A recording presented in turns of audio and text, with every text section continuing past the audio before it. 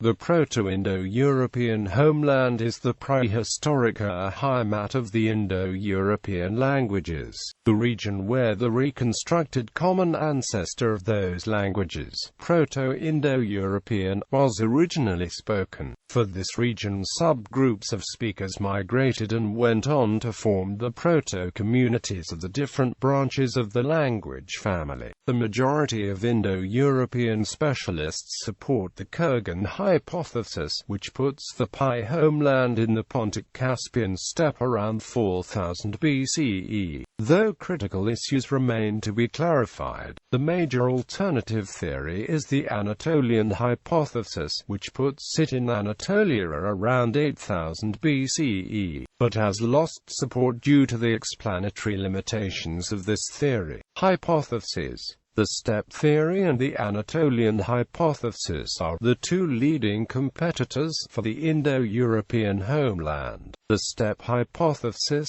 a revised version of the Kurgan Hypothesis, places the PI homeland in the Pontic steppe around 4000 BCE. The majority of Indo-European specialists support the Steppe Hypothesis, though critical issues remain to be clarified. The Anatolian Hypothesis places the pre-PI homeland in Anatolia around 8000 BCE, and the homeland of Proto-Indo-European proper in the Balkans around 5000 BCE, although it has attracted substantive attention and discussions. The datings it proposes are at odds with the linguistic time frame for Proto-Indo-European and with genetic data which don't find evidence for Anatolian origins in the Indian genopool. A notable, though unlikely, third possibility is the Near Eastern model, also known as the Armenian Hypothesis. It was proposed by Gamkrelidze and Ivanov, postulating connections between Indo-European and Caucasian languages based on the disputed Uralic theory, and connected to archaeological findings by Grigoriev. A number of other theories have been proposed, most of which have little or no academic currency today. The Out of India theory, with a homeland in India in the 6th millennium BCE, a 6th millennium BCE a later origin in northern Europe, according to Lothakilians and, especially, Marek's Avalebel's models of a broader homeland.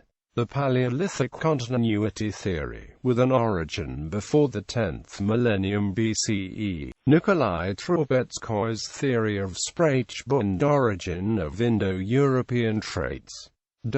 Theoretical considerations. Traditionally, homelands of linguistic families are proposed based on evidence from comparative linguistics coupled with evidence of historical populations and migrations from archaeology. Today, genetics via DNA samples is increasingly used in the study of ancient population movements. Reconstructed vocabulary. Through comparative linguistics it is possible to reconstruct the vocabulary found in the proto-language, and in this way achieve knowledge of the cultural, technological and ecological context that the speakers inhabited. Such a context can then be compared with archaeological evidence. This vocabulary includes, in the case of PI, pastoralism, including domesticated cattle, horses, and dogs, agriculture and cereal cultivation, including technology commonly ascribed to late Neolithic farming communities, e.g., the plough, a climate with winter snow, transportation by or across water, the solid wheel used for wagons but not yet chariots with spoked wheels, Uralic, Caucasian and Semitic borrowings, Proto-Uralic and PI share a core vocabulary, such as words for name and water, and similar-looking pronouns. This may be due to a common ancestor, or to intensive borrowing, but both options suggest that the homelands were located near each other. PI also borrowed words from Caucasian languages, especially Kartvelian, which suggests a location close to the Caucasus. Gramkalidze and Ivanov, using the now largely unsupported glottalic theory of Indo-European phonology, also proposed Semitic borrowings into Proto-Indo-European, suggesting a more southern homeland to explain these borrowings. According to Mallory and Adams, some of these borrowing may be too speculative from a later date, but they consider the proposed Semitic loans, bull and wine, to be more likely. Genesis of Indo-European languages. Phases of Proto-Indo-European. According to Antony, the following terminology may be used. Early Pi-4, the last common ancestor of the Anatolian and non-Anatolian IE branches. Post-Anatolian Pi-4, the last common ancestor of the non-Anatolian Pi languages, including Tocharian. Late Pi-4, the common ancestor of all other IE branches. The Anatolian languages of the first Indo-European language family to have split off from the main group. Due to the archaic elements preserved in the Anatolian languages, they may be a cousin of Proto-Indo-European instead of a daughter, but Anatolian is generally regarded as an early offshoot of the Indo-European language group. The Indo-Hittite hypothesis postulates a common predecessor for both the Anatolian languages and the other Indo-European languages, called Indo-Hittite or Indo-Anatolian. Although it's obvious that Pi had predecessors, the Indo-Hittite hypothesis is not widely accepted, and there is little to suggest that it is possible to reconstruct a Proto-Indo-Hittite stage that differs substantially from what is already reconstructed for Pi. Dating the split-offs of the main branches, using a mathematical analysis borrowed from evolutionary biology, Don Ringe and Tandy Warnow proposed the following tree of Indo-European branches: pre-Anatolian, pre-Tocharian, pre-Italic and pre-Celtic, pre-Armenian and pre-Greek, pre-Germanic and pre-Balto-Slavic, Proto-Germanic c. 500 BCE, Proto-Indo-Iranian. David Antony, following the methodology of Ringe and Warnow, proposes the following sequence: pre-Anatolian, pre-Tocharian, pre-Germanic, pre-Italic and pre-Celtic, pre-Armenian, pre-Balto-Slavic, pre-Greek, Proto-Indo-Iranian, split between Iranian and Old Indic 1800 BCE. Steppe Hypothesis. Gimbutas Kurgan Hypothesis. In the 1970s, a mainstream consensus had emerged among Indo-Europeanists in favor of the Kurgan hypothesis, placing the Indo-European homeland in the Pontic steppe of the Chalcolithic period. This was not least due to the influence of the Journal of Indo-European Studies, edited by J. P. Mallory, that focused on the ideas of Maria Gimbutas, and offered some improvements. Gimbutas had created a modern variation on the traditional invasion theory in which the Indo-Europeans were a nomadic tribe in eastern Ukraine and southern Russia and expanded on horseback in several waves during the 3rd millennium BCE. Their expansion coincided with the taming of the horse. Leaving archaeological signs of the presence, they subjugated the peaceful European Neolithic farmers of Gimbutas's Old Europe. As Gimbutas's beliefs evolved, she put increasing emphasis on the patriarchal, patrilinear nature of the invading culture, sharply contrasting it with the supposedly egalitarian, if not matrilinear culture of the invaded, to the point of formulating essentially a feminist archaeology. Her interpretation of Indo-European culture found genetic support in remains from the Neolithic culture of Scandinavia, where DNA from bone remains in Neolithic graves indicated that the megalith culture was either matrilocal or matrilineal. The people buried in the same grave were related through the women. Likewise, there is a tradition of remaining matrilineal traditions among the Picts. Archaeology. The Gimbutas-Mallory-Kurgan hypothesis seeks to identify the source of the Indo-European language expansion as a succession of migrations from the Pontic-Caspian steppe, originating in the area encompassed by the Sredny Stog culture.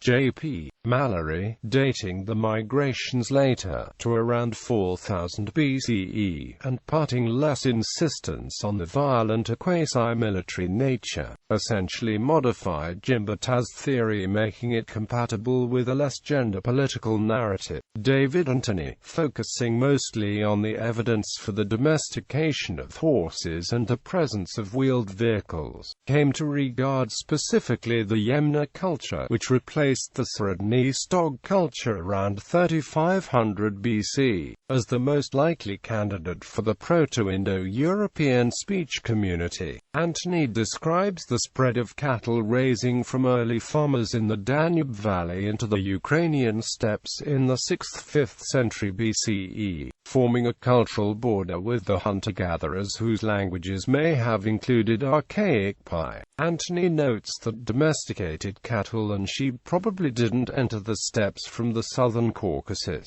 since the early farming communities that were not widespread, separated from the steppes by the glaciated Caucasus Mountains. Subsequent cultures developed in this area which adopted cattle, most notably the Caucasian Tripolian culture. Parpola regards the Tripoli culture as the birthplace of wheeled vehicles, and therefore is the homeland for late Pi, assuming that early Pi was spoken by Skeleu-pastoralists whose origins are related to people from the east, perhaps from the Volga steppes. Quote, "It plays a central role in Gimbutas' Kurgan hypothesis, and coincides with the spread of early Pi across the steppes and into the Danube Valley, leading to the collapse of Old Europe. Here, after the Makop culture suddenly arose, Tripoli towns grew strongly, and eastern steppe people migrated to the Altai Mountains, founding the Afana-Servo-Kucha vocabulary. The core element of the Steppe hypothesis is the identification of the Proto-Indo-European culture as a nomadic pastoralist society that did not practice intensive agriculture. This identification rests on the fact that vocabulary related to cows, and to horses and horsemanship and wheeled vehicles can be reconstructed for all branches of the family, whereas only a few agricultural vocabulary items are reconstructible, suggesting a gradual adoption of agriculture through contact with non-Indo-Europeans. When this evidence and reasoning is accepted, the search for the Indo-European proto-culture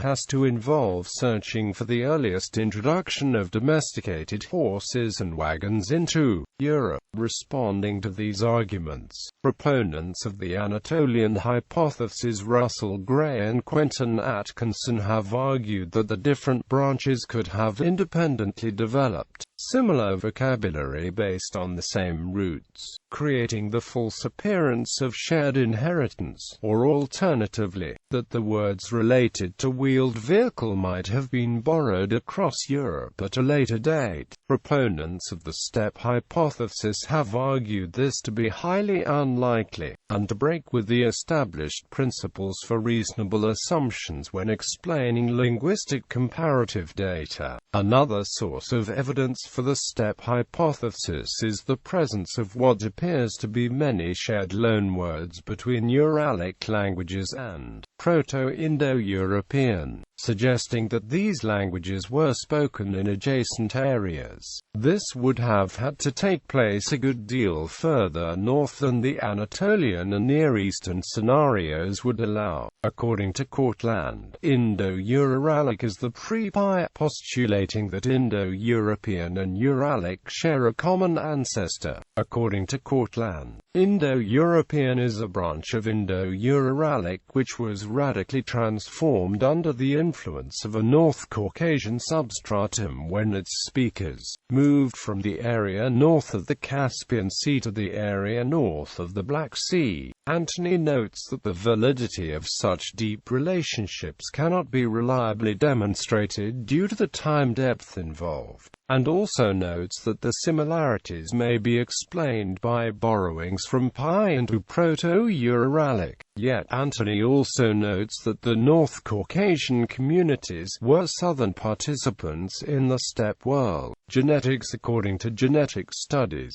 individuals from the Yamnaya culture or have a mix from Eastern European hunter-gatherer and Caucasus hunter-gatherer ancestry. Orange Chalcolithic people with a Caucasian hunter-gatherer component. Many geneticists consider haplogroup R1a to be associated with the origins and spread of the Indo-Europeans. R1a1 shows a strong correlation with the distribution of the Indo-European languages in Europe and South Asia, being most prevalent in Poland, Russia, and Ukraine, but also observed in Pakistan, India and Central Asia. Two specific subclades dominate, namely R1Z282 in Eastern Europe, and R1Z93 which is found in South Siberia and northern India. According to Underhill et al., the initial diversification of R1a took place in the vicinity of Iran, while Pamjav et al. think that R1a diversified within the Eurasian steppes of the Middle East and Caucasus region. In 2015, a large-scale ancient DNA study published in Nature found evidence of a massive migration for the Pontic-Caspian steppe to Central Europe that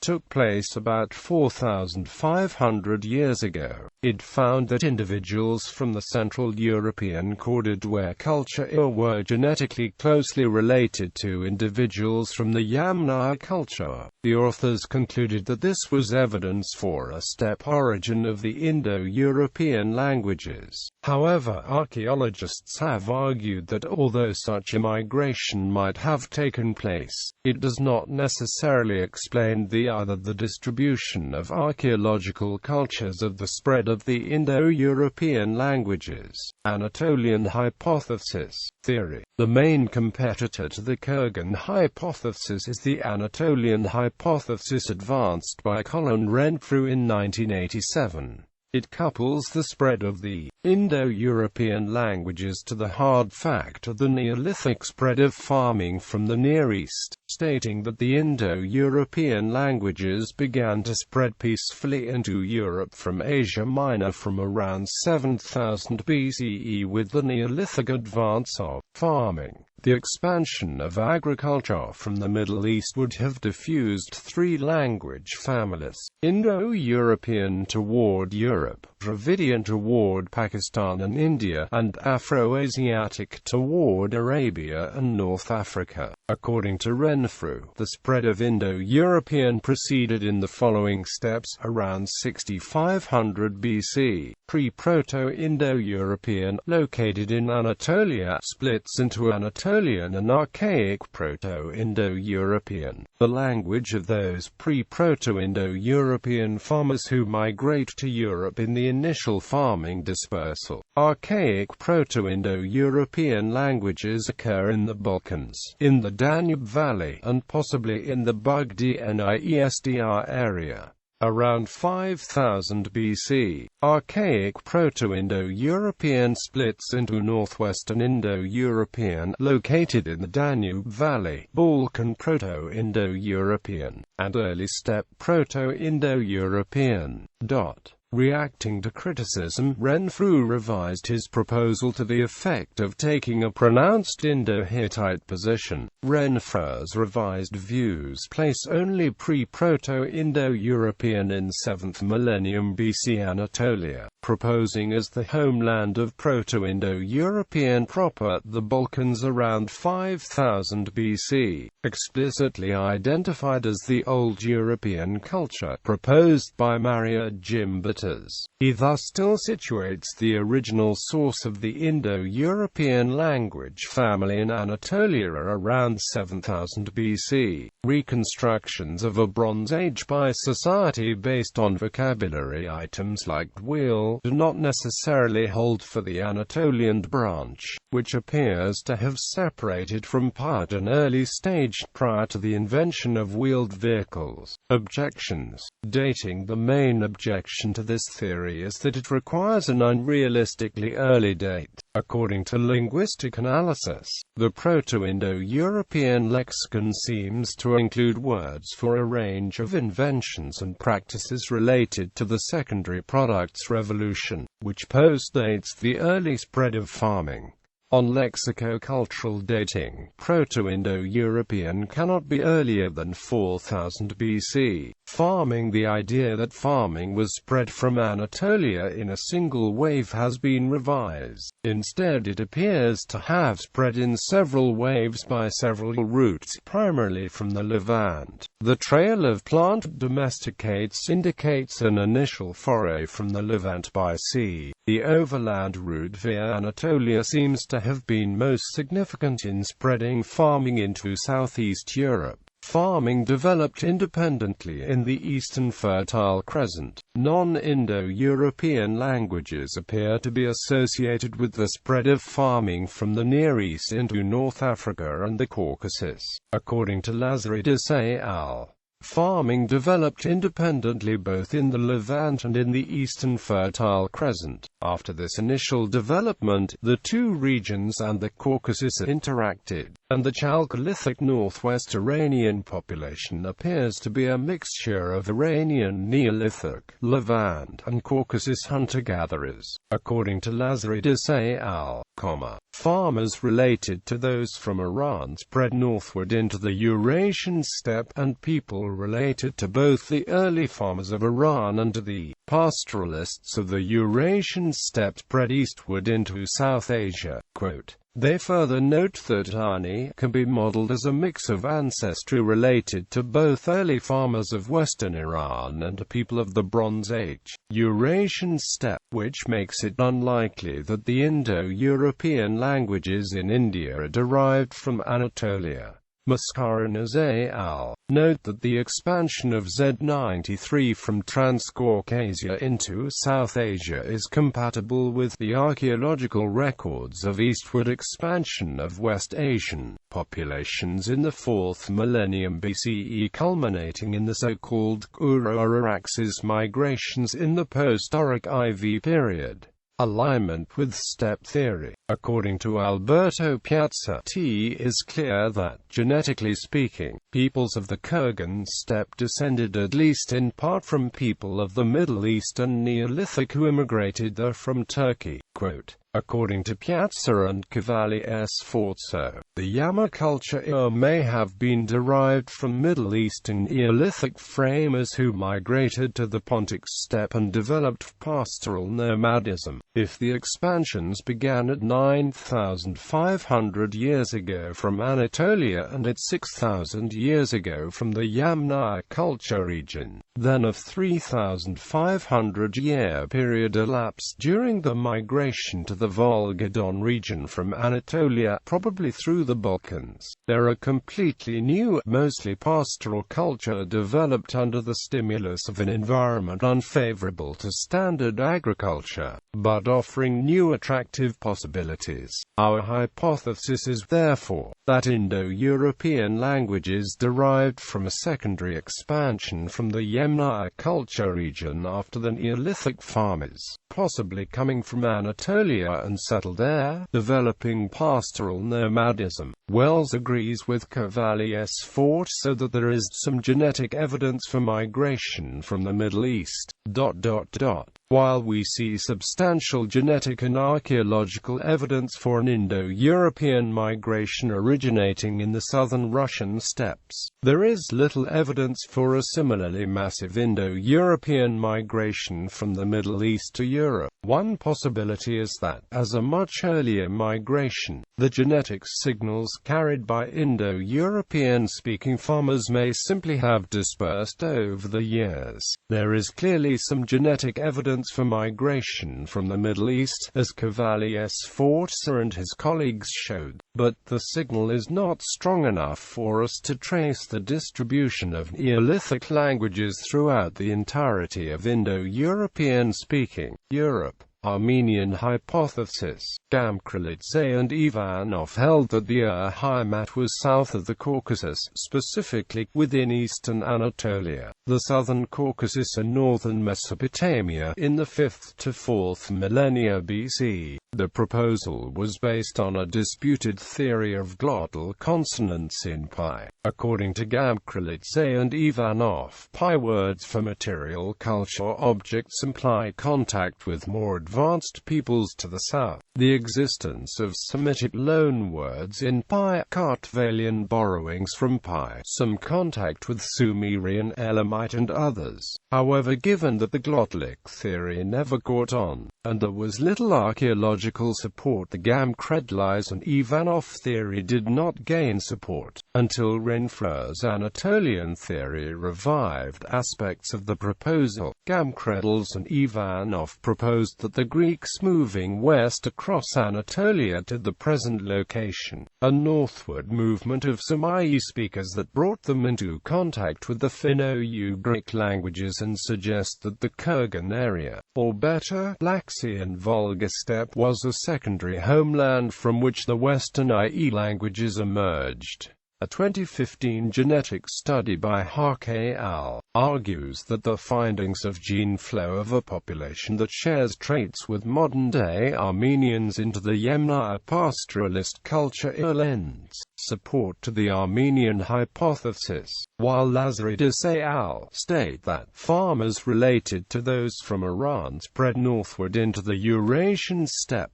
Other models, Baltic homeland Lothar-Kilian and Marek Zavalebel, have proposed a 6th millennium BCE later origin in northern Europe. The steppe theory is compatible with the argument that the Pi homeland must have been larger, because the Neolithic realization hypothesis allows the Pontic-Caspian region to have been part of Pi territory. Paleolithic continuity theory. The Paleolithic continuity paradigm is a hypothesis suggesting that the Proto-Indo-European language can be traced back to the Upper Paleolithic, several millennia earlier than the Chalcolithic, or at the most Neolithic estimates in other scenarios of Proto-Indo-European origins. Its main proponents are Marcel Otter, Alexander Hausler, and Mario Alane. The PCT posits that the advent of Indo-European languages should be linked to the arrival of Homo sapiens in Europe and Asia from Africa in the Upper Paleolithic. Employing lexical periodization, Alane arrives at a timeline deeper than even that of Colin Renfreur's Anatolian hypothesis.